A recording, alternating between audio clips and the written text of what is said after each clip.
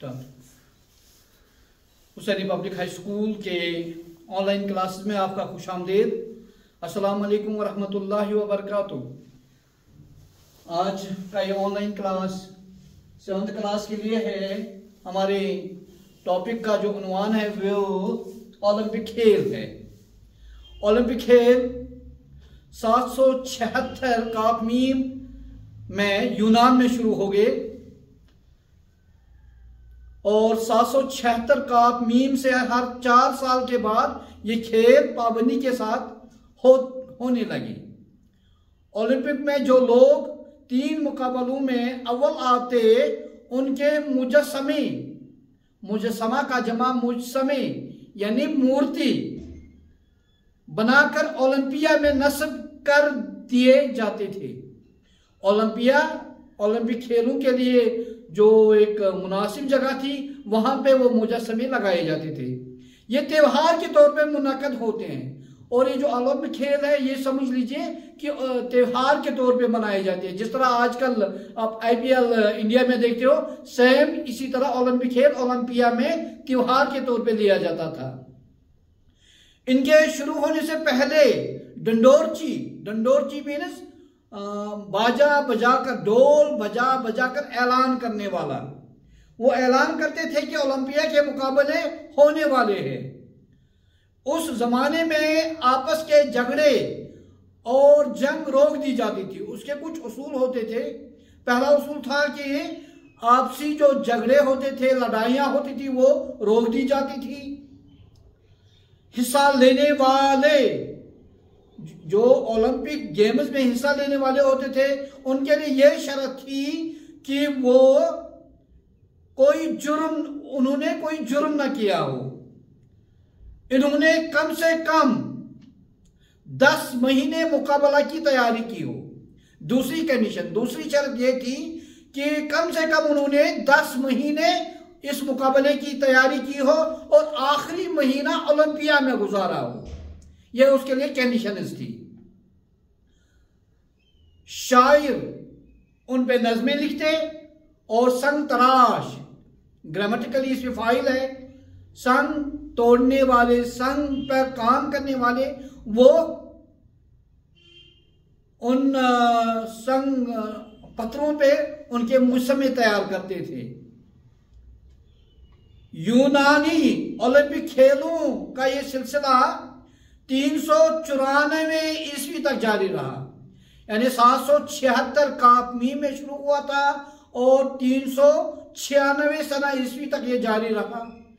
फिर ये 1500 साल तक बंद रहे, 1500 ईयर्स तक बंद रहे। 19वीं सदी के आखिर में, फिर 19th सेंचुरी के आखिर में एक फ्रांसी नौजवान जिसका नाम कोबेतैन था, कोबेतैन ने इन खेलों को फिर से शुरू किया। 1896 में जब ओलंपिक खेल दोबारा शुरू हो गए तो इसमें सिर्फ 13 मुल्कों के खिलाड़ी शरीक हुए। यानी ओलंपिक गेम्स जब 1896 में दोबारा शुरू हुए, इसमें कोबेतैन का एक खास रोल था। उनके खास रोल की वजह से ये शुरू हो गए और इसमें 13 ममालिक के खिलाड़ी शरीक हुए। ओलंपिक खेलों में कोबेतैन को हमेशा याद रखा जाएगा कि कोबेतैन का जो रोल था, इस वजह से इसको हमेशा इस ओलंपिक गेम्स में याद रखा जाएगा। 1908 के खेलों तक ये खेल पूरी दुनिया में मशहूर हो गया। यहां तक 1912 में जब स्वीडन की राजधानी स्टॉकहोम में ओलंपिक खेल हुए तो इनमें तमाम बरअज़्मों के लगभग 2500 खिलाड़ियों ने हिस्सा लिया। यानी 1912 में जब स्वीडन की राजधानी स्टॉकहोम में ये खेल खेले गए तो इसमें तमाम बरअज़्मों, किताबों में 5 बरअज़्मों का जिक्र है, बल्कि 7 के 7 बरअज़्मों के खिलाड़ियों ने इसमें हिस्सा लिया और तकरीबन 2500 खिलाड़ी इसमें शरीक हुए और जिनमें 57 औरतें थी, 57 औरतें थी। ओलंपियाई खेलों का अपना एक झंडा है, एक झंडा है, उसकी जमीन सफेद है, यानी अगर ये झंडा है तो ये पूरा जो है ये सफेद रंग से भरा हुआ है और इसमें 5 बड़े आजमों के बीच में दायरे हैं, यानी ये जो दायरे हैं एक दूसरे से मिले हुए हैं, यानी 5 दायरे जो है ये एक दूसरे के साथ मिले हुए हैं। इसमें नीले, पीले, काले, सब्ज और लाल रंग के ये 5 दायरे हैं जो 5 बड़े आजमों की निशानदेही करते हैं। लेकिन अब ये दायरे बैनुल अक़वामी बरादरी का निशान है।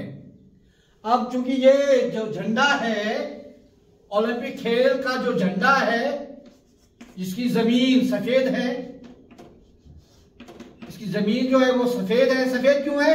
क्योंकि सफेद जो है अमन की अलामत है, इसलिए इसकी जमीन जो है वो व्हाइट है।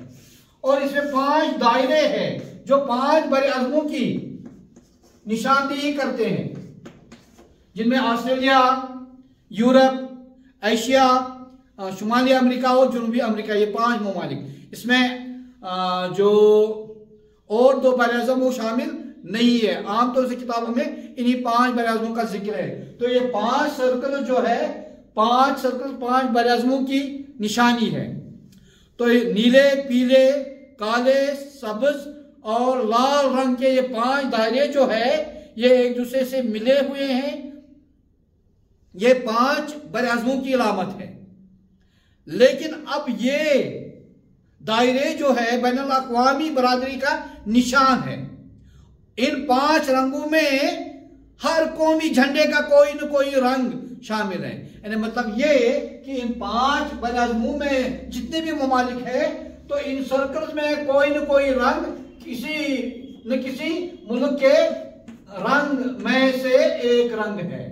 यानी 5 के 5 बड़े आज़मों के जो ये 5 दायरे हैं इनमें पूरी दुनिया के रंग शामिल है।